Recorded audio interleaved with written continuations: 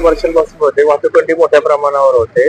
गेले बऱ्याच महिन्यांपासून वाहनांची संख्या पण वाढलेली दिसते आणि आम्ही बऱ्याच वेळेला प्रयत्न केला. आम्ही अंमलदारांच्या माध्यमातून इथे उभे करून ती वाहतूक कोंडी सोडवण्यासाठी, परंतु वाढती वाहनांची संख्या आणि रस्त्यांचं डेन्सिटी पाहता असं लक्षात आलेलं आहे की इथली वाहतूक कोंडी सोडवण्यासाठी मोठ्या प्रमाणावर इन्फ्रास्ट्रक्चर मध्ये बदल करणं पण गरजेचं आहे. त्यामुळे आम्ही बनकर साहेब, मोरे साहेब आणि निशांत पाटील सर यांच्या माध्यमातून त्यांच्याशी चर्चा करून त्यांनी आणि आम्ही अशा लोकांच्या समन्वयक भूमिकेतून एक प्लॅन केला.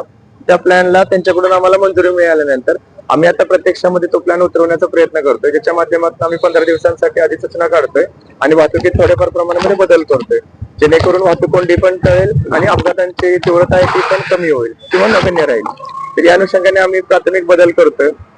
आज त्या अनुषंगाने पाहणी परत एकदा करण्यात आलेले आहे आणि त्या पद्धतीने उपाययोजना करतोय. येत्या 4-5 दिवसांमध्ये हा प्लॅन आम्ही इम्प्लिमेंट करतोय.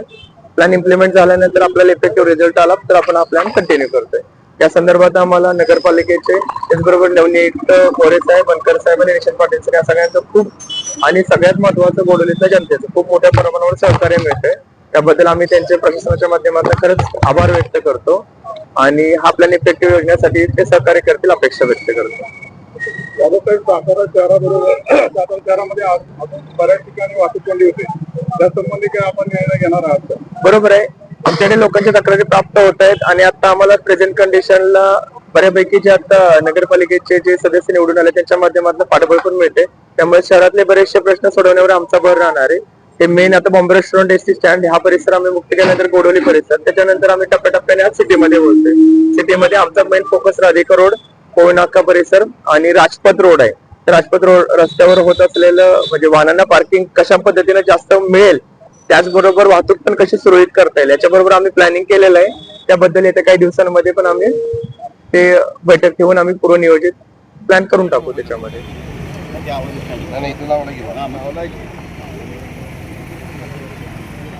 आत्ताच आमचे ज्येष्ठ सहकारी नगरसेवक ॲडव्होकेट बनकर साहेब, त्याचबरोबर आमचे नवनिर्वाचित या भागातील नगरसेवक विनोद मोरे,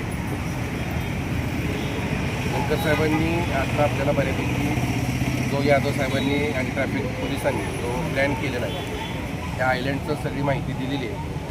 आणि लोकांना कुठलीही नवीन जेव्हा एखादी संकल्पना शहरात येते तेव्हा सुरुवातीला त्रास होतो. आपल्याला माहीत असेल म्हणजे स्टेडियमचं एंट्री बंद केली होती. सुरुवातीला लोक शिवारीत होती की स्टेडियमचं बंद का केलं, पण आज आपण पाहत असाल तर तिथे ॲक्सिडेंटचं प्रमाण खूप कमी झाले स्टेडियमच्या इथं आणि स्टँडच्या इथं. तसं सुरुवातीला थोडासा त्रास होईल, परंतु या ट्रॅफिकला कुठेतरी शिस्त लागण्याच्या दृष्टीनं हे करणं गरजेचं आहे. आणि भविष्यामध्ये बनकर साहेबांनी जे गोडली तळ्याचं सुशोभीकरण आणि जे छत्रपती संभाजी महाराजांचं पुतळ्याचं लवकरच कार्यक्रम मोठ्या प्रमाणात होणार आहे, ते पाहण्यासाठी सातारा शहरातीलच नाही तर आपल्या तालुक्यातनं लोक येणार आहेत आणि तेव्हा परत पार्किंगचा इश्यू होणार आहे. त्यामुळे काही गोष्टींची शिस्त ही आत्तापासून लागणं गरजेचं आहे, तरच ही ट्रॅफिकची समस्या कायमस्वरूपी सुटेल. या कामासाठी यादव साहेबांनी जो पुढाकार घेतला, इथले स्थानिक नगरसेवक आपले विनोद मोरे, बनकर साहेब आमचे मार्गदर्शक आहेत, या सगळ्यांच्या नेतृत्वाखाली आणि आमचे नेते श्रीमंत छत्रपती उदयनराजे भोसले आणि आता श्रीमंत छत्रपती शिवेंद्रसिंहराजे भोसले हे दोघांच्या मार्गदर्शनाखाली ही योजना पूर्ण होईल अशी आम्हाला खात्री आहे. आणि याच निमित्तानं मला संधी मिळाली तर यादव साहेब अशी अजून एक दुसरी विनंती आहे की जो वाडं फाट्यापाशी जो शहराचा दुसरा प्रवेशद्वार आहे जो पुण्यापासून येताना, त्याचंसुद्धा आपण ट्रॅफिकच्या माध्यमातून काहीतरी अशीच चांगली योजना आणावी, कारण तिथंसुद्धा बऱ्याचदा हा पुण्यावरून येताना प्रॉब्लेम होत असतो. आगामी काळात त्याचासुद्धा आपण विचार करावा अशी आपल्याला पण विनंती करतो आणि नागरिकांना असे एक आवाहन करतो की थोडासा त्रास होईल, परंतु सगळ्यांच्या कन्व्हिनियन्ससाठीच हे केलं गेलेलं आहे, तरी सगळ्यांचं सहकार्य असेल. धन्यवाद. पाटील साहेब, भविष्यात उड्डाणपुलाची काय आपली योजना आहे का नगरपालिकेतून?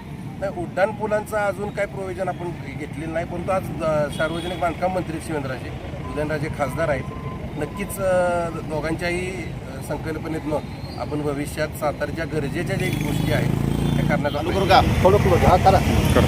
सातारा शहराचं प्रवेशद्वार म्हणून गोडवी चौकातील या भागात ओळखलं जातं. सातारा शहर नगर परिषदेची सार्वत्रिक निवडणूक नुकतीच संपलेली आहे. याच्यामध्ये सातारा शहरातील नागरिकांचा विशेष करून या गोडवी चौकातील साईबा मंदिर परिसर, गोडवी जकात नाका या परिसरामध्ये गेले कित्येक वर्षापासून वाहतूक कोंडीचा प्रश्न होता. या वाहतूक कोंडीच्या प्रश्नासंदर्भात सातत्यानं माध्यमांच्याद्वारे त्याचबरोबर नागरिकांच्याद्वारे कायमस्वरूपी आवाज उठवला जात होता.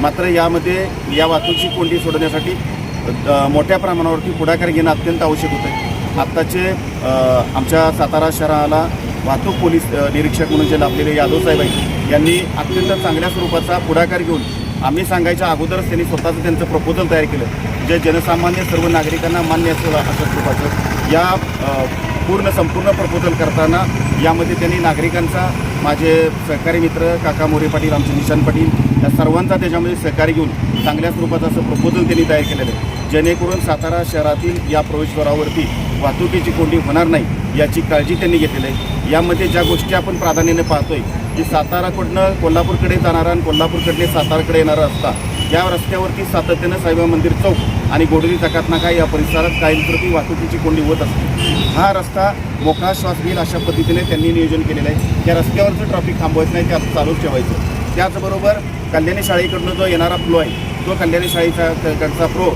हा पुन्हा डाव्या बाजूला वळवून कोल्हापूरच्या बाजूला दिशेनं घ्यायचा आणि या ठिकाणी जे सर्कल आहे गोडोली जकात त्या ठिकाणी सर्कल मारून पुन्हा तो सातारच्या दिशेनं वळवायचा. अशा पद्धतीनं नियोजन केल्यानंतर शाहूनगरकडनं येणारा जो भाग आहे तिथून जे नागरिक खाली येतात त्यांना डायरेक्ट या चौकामध्ये न येता आपली जी गोडोली गार्डन आहे पाण्याची टाकी, त्या पाण्याच्या टाकीपासून डाव्या बाजूनं पुन्हा जायचे कॉलेजच्या बाजूला आणि त्या कॉलेजच्या बाजूला समोर जो डिवायडर आहे तो डिवायडर आपण तिथं ब्रेकअप करतोय आणि ती डिवायडरपासून ज्यांना कल्याणी शाळेकडे जायचे त्यांना कल्याणी शाळेच्या बाजूला जाता येईल. त्याचबरोबर ज्यांना कोल्हापूरच्या बाजूला जायचे त्यांना राईट मारून इकडे येता येईल आणि ज्यांना पोहे नाक्याकडे जायचे तिथं जाग्यावर लेफ्ट मारून ते डायरेक्ट पोहे नाक्याकडे जातील. अशा स्वरूपाचं तिथलं नियोजन आहे. अशा स्वरूपाच्या वेगवेगळ्या गोष्टी वाहतूक पोलीस स्टेशनच्या मार्फत सुचवल्या गेल्या होत्या, त्या निश्चितच स्वागत आहेत. आणि मी विशेष करून यादव साहेबांचं या ठिकाणी अभिनंदन करतो आमच्या संपूर्ण गोडलीवासी त्याचबरोबर शाहूनगर ह्या परिसरातील सर्व नागरिकांच्या वतीने, कारण त्यांनी अत्यंत चांगल्या स्वरूपाचा हा संपूर्ण वाहतूक लेआउट तयार केलेला आहे जेणेकरून तो सर्व नागरिकांना तो चांगल्या स्वरूपाचा होईल. आपण बघतोय की या ठिकाणी बरेच वेळा वेगवेगळ्या स्वरूपाचे अपघात होतात. या अपघातापासून जर मुक्ती मिळवायची असेल तर यादव साहेबांनी सुचवलेला हा मार्ग नक्कीच हा लोकांच्या मनामध्ये रुजवेल. थोडासा लोकांना त्रास होणार या सर्व गोष्टींचा, थोडासा ॲडजस्ट व्हायला थोडासा वेळ जातो. जसं आज आपण बघतो की बॉम्बे चौकामध्ये राईट साईडला ट्रॅफिक वळून त्यांनी चांगल्या स्वरूपाचं नियोजन केले. आज याही भागामध्ये त्याच पद्धतीने नियोजन करावं लागणार आहे, कारण या गोडली नाका या परिसर पूर्वीचा NH4 जुना हायवे होता आणि त्यावेळेस असणारी परिस्थिती आणि आजची असणारी परिस्थितीमध्ये वाढलेली लोकसंख्या, वाढलेली नागरी वस्ती यांचा विचार करता मोठ्या प्रमाणावरती वाहतूक आणि नागरिकांची येणे जाणे असते. कल्याणी शाळा सुटल्यानंतर, कॉलेज सुटल्यानंतर आपण बघतो की इथं संध्याकाळच्या वेळेस किंवा सकाळच्या वेळेस अर्धा पाऊण तास लोकांना या ठिकाणी थांबावं लागतं. अशा स्वरूपाची दुर्दशा आपल्या भागाची व्हायला नको. आपल्या भागाचं नाव चांगल्या गोष्टींसाठी प्रसिद्ध व्हावं आणि यासाठी संपूर्ण प्रशासन, पोलीस प्रशासन असेल, नगरपालिका प्रशासन असेल, PWD प्रशासन असेल, त्यांनी आपल्याला सहकार्याची भावना ठेवलेली आहे आणि ते आपल्याला मदत करतात. येत्या 4 दिवसामध्ये या संपूर्ण प्लॅनचं इम्प्लिमेंटेशन करून आपण चालू करतोय. तशा अधिसूचना यादव साहेब आणि आमचे मुख्याधिकारी बापट साहेब यांच्या माध्यमातून आपण लवकरच प्रसिद्ध करतोय जेणेकरून प्रायोगिक तत्वावरती 15-20 दिवसासाठी आपण त्याचं नियोजन करतोय आणि नंतर ते कंटिन्युएशनमध्ये आपण आणणार आहोत. त्यामुळे माझं नागरिकांना आणि या भागातील सर्व पालकवर्गांना मी आव्हान करतो की वाहतूक पोलीस स्टेशनच्या मार्फत विशेष करून यादव साहेबांच्या अपार कष्टातून निर्माण झालेली ही वाहतूक कोंडी चांगल्या स्वरूपात आपल्याला ती दूर करायची. तुमचं सर्वांचं सहकार्य या ठिकाणी अपेक्षित आहे. तुमच्या सहकार्यामुळं आज या ठिकाणच्या अपघात होणार नाहीत, त्याला प्रतिबंधित केलं जाईल. सर्वांचं जीवन सुसह्य चांगल्या स्वरूपाचं करता येईल अशा स्वरूपाचं नियोजन केलं आहे. त्यामुळे सर्वांनी यात सहकार्य करावं अशा अपेक्षा ठिकाणी व्यक्त करतो.